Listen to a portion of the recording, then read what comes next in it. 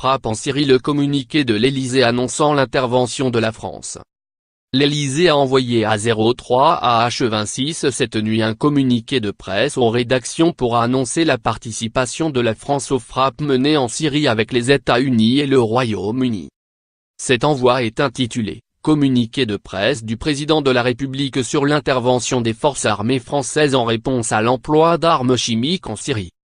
Le chef de l'État a supervisé cette nuit les opérations depuis une salle de crise en présence de la ministre des Armées Florence Parly et les responsables militaires.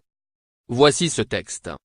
Le samedi 7 avril 2018, à Douma, des dizaines d'hommes, de femmes et d'enfants ont été massacrés à l'arme chimique, en totale violation du droit international et des résolutions du Conseil de sécurité des Nations Unies.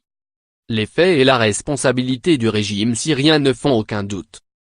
La ligne rouge fixée par la France en mai 2017 a été franchie. J'ai donc ordonné aux forces armées françaises d'intervenir cette nuit, dans le cadre d'une opération internationale menée en coalition avec les États-Unis d'Amérique et le Royaume-Uni et dirigée contre l'arsenal chimique clandestin du régime syrien. Notre réponse a été circonscrite aux capacités du régime syrien permettant la production et l'emploi d'armes chimiques.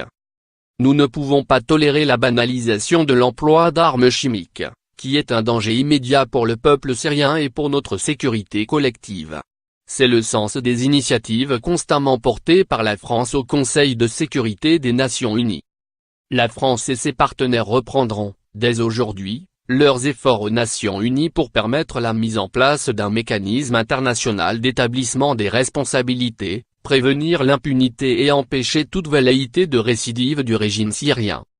Depuis mai 2017, les priorités de la France en Syrie sont constantes, terminer la lutte contre Daesh, permettre l'accès de l'aide humanitaire aux populations civiles, enclencher une dynamique collective pour parvenir à un règlement politique du conflit, afin que la Syrie retrouve enfin la paix, et veiller à la stabilité de la région. Je poursuivrai ces priorités avec détermination dans les jours et les semaines à venir. Conformément à l'article 35, alinéa 2, de la Constitution, le Parlement sera informé et un débat parlementaire sera organisé, suite à cette décision d'intervention de nos forces armées à l'étranger.